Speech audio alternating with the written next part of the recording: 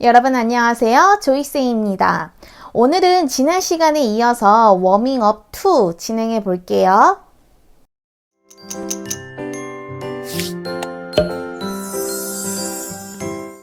자, 우선 첫 번째로 문장의 기본 구성부터 볼 건데 제가 지난 시간에 주어, 목적어, 보어는 나중에 설명드릴게요 라고 언급을 한 적이 있었어요. 오늘 주어가 무엇이고 목적어가 무엇이고 보어가 무엇인지 다 설명을 드릴 겁니다. 그 중에서 주어부터 볼게요. 자, 우리 영어의 어수는요, 주어와 동사부터 시작을 합니다. 즉, 주어부터 먼저 쓰고 그 다음에 동사를 쓴다는 거예요. 이게 기본 뼈대야. 나머지들은 이제 살을 점점 붙여나가면 되는 거고요. 자, 주어는요, 영어로 subject라는 것으로 저는 간단하게 s라고 표시합니다. 제가 칠판에다가 ss 적어 놓으면, 아, 주어 표시구나 라는 정도만 알고 계시면 될 것 같네요. 그리고 동사는 영어로 verb라는 거고, 제가 지난 시간에 설명을 드렸기 때문에 오늘 동사의 설명은 패스하도록 하겠습니다. 주어만 설명할 거예요. 주어라는 것은요, 문장 맨 앞에 명사 또는 대명사가 들어가서 동작이나 또는 상태의 주체자를 나타내는 것이래요. 즉, 이 동사의 동작을 누가 했는지 명사 또는 대명사가 나타내주고 있는 거예요. 주어는 우리말로 은, 는, 이, 가 조사를 붙여서 해석을 해주시면 되겠습니다. 자, 여기 한번 보실게요. Joy works. 자, 문장 맨 앞에 joy라는 명사가 들어갔어요. 그러면 이 joy가 지금 주어라는 거죠. 그리고 뒤에 works, 걷다. 다자로 끝난 이 동사죠. 그리고 제가 주어 뒤에 나오는 것은 동사라고 했어요. 그러면 이 works는 동사야. 그러면 해석을 joy는 걷는다. 조이는 걷다 라고 해석을 해주시면 되겠습니다. 그 다음에 동사의 목적어 볼게요. 동사의 목적어는 영어로 object라는 거고요. 저는 간단하게 O라고 표시를 합니다.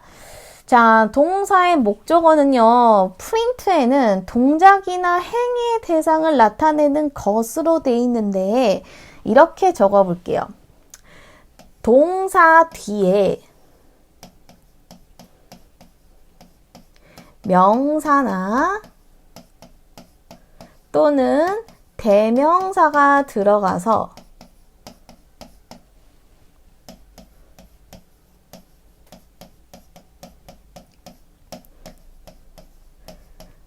동작의 대상을 나타내는 것을 목적어라고 합니다. 이게 무슨 말이냐면 제가 친구한테 야, 나 먹었어. 그럼 친구가 뭘 처먹었는데 물어보겠죠. 즉, 내가 뭘 먹었는지 이 명사 또는 대명사가 나타내 준다고요. 그걸 좀 어려운 말로 동사의 목적어라고 하는 거예요. 그래서 동사의 목적어는 우리말로 을 또는 르로 해석이 됩니다. 여기 보실까요? I like an apple. like가 좋아하다, 다로 끝나는 동사거든요. like라는 동사 옆에 an apple이라는 명사가 나왔어요. 그러면 여기 apple은 동사의 목적어 역할을 하고 있는 거예요. 그러면 을이라는 조사를 붙이고 해석을 해주시면 되겠죠? 나는 좋아한다. 나는 좋아한다. 뭐를? 사과를. 이런 식으로. 이게 바로 동사의 목적어다. 그 다음에 전치사의 목적어 보겠습니다. 전치사 옆에 명사 또는 대명사가 쓰여 시간, 장소 등을 나타내는 것이래요. 제가 전치사의 목적어는 지난 시간에 잠깐 언급을 드렸습니다. 제가 전치사는 애기 같은 존재이기 때문에 혼자 단독으로 잘 안 쓰인다고 했죠.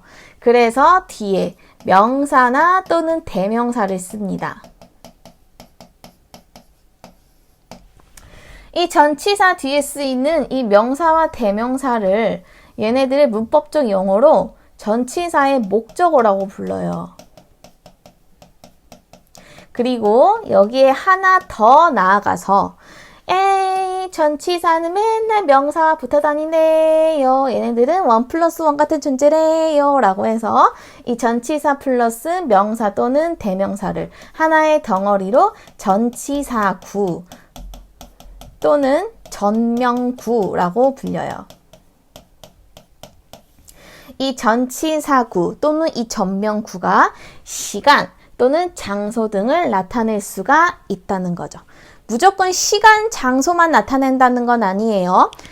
이유도 나타낼 수도 있고 양보도 나타낼 수 있고 뭐뭇에 관해서도 나타낼 수가 있어요.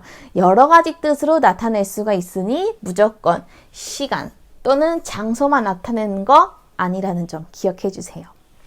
예문을 보시면 in the afternoon 전치사 in 다음에 afternoon이라는 명사가 나왔죠. 그러면 이 afternoon은 전치사의 목적어예요.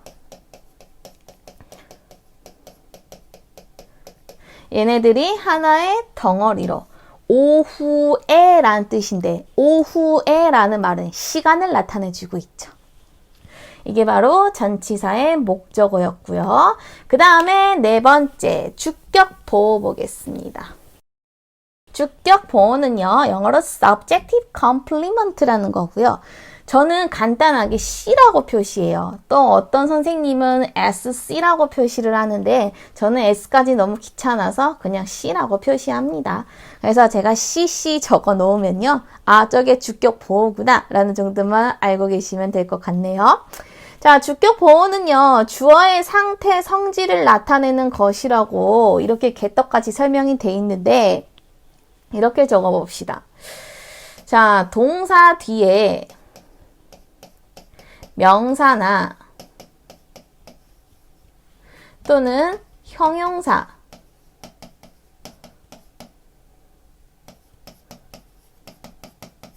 얘네 둘이 와서 주어를 꾸며주는 것이 주격 보호예요.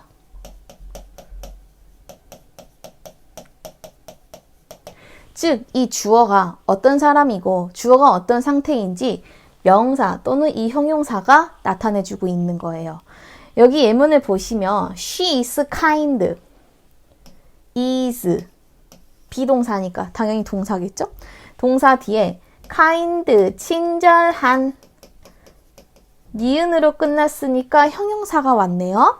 자, 동사 뒤에 형용사가 왔으니 이 형용사는 주어를 꾸며주고 있는 거네요. 막연한 그녀에서 어떤 그녀라는 거예요? 친절한 그녀로 꾸며주고 있는 거죠. 거기다가 여기서 복습을 또 하고 가는 거야. 제가 비동사 뒤에 명사 또는 형용사가 오는 경우 뭐뭐이다 라고 해석이 된다고 했죠? 그러면 그녀는 친절하다 라고 해석을 해주시면 되겠습니다. 자, 그 다음 목적격 보호 보겠습니다. 목적격 보호는 objective complement라는 거고요. 저는 OC로 많이 쓰여요. OC. 제가 수업 시간 때 계속 OC 적을 거예요. 그 OC가 목적격 보호다 라는 정도만 알고 계시면 될 것 같고요. 자, 목적격 보호는 목적어의 상태, 성질을 나타내는 것. 설명 무슨 말인지 모르겠어. 자, 주격 보호를 잘 이해하셨으면요. 목적격 보호는 아무것도 아니에요. 주격 보호는 주어를 꾸며주는 거겠죠. 그럼 목적격 보호는 목적어를 꾸며주는 거예요. 자, 목적격 보호는요. 동사 목적어 옆에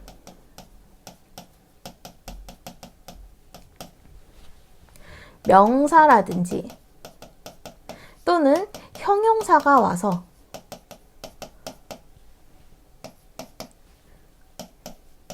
동사의 목적어를 꾸며주는 거예요.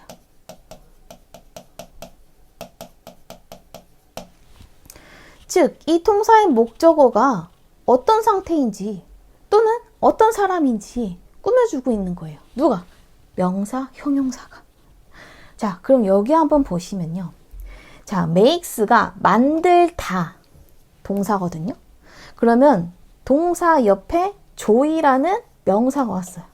그러면 이 조이는 목적어야. 그치? 그리고 목적어 옆에 happy, 행복한, 니은 받침으로 끝나는 형용사가 왔네요.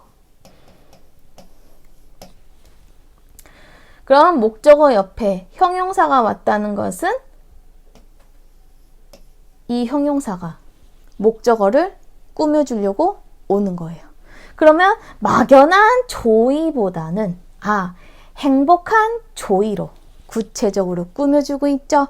그러면 해석을 해보자면요. 그녀는요, makes, 만든대요. make가 일단 기본적인 의미는 만들다란 뜻입니다. 만든대요. 뭐를요? 자, 목적어는 을이라는 조사를 붙여서 해석한다 했어요. 뭐를요? 조이를요. 근데 막연하게 조이를 만드는 것보다는 좀 더 구체적으로 조이를 어떻게 만든다는 거예요? 그렇죠. 행복하게 만든다는 거예요. 즉, 조이가 행복한 상태라고 나타내주고 있는 겁니다. 자, 여기까지가 문장의 기본 구성이었고요. 문법을 공부하는 친구들은요, 반드시 꼭 알고 넘어가야 할 필수 파트입니다. 그러니 복습을 좀 대충 하지 마시고 좀 꼼꼼하게 복습을 하셔서 꼭 본인 걸로 만들으셨으면 좋겠습니다. 그러면 저희는 다음 시간에 뵙도록 할게요.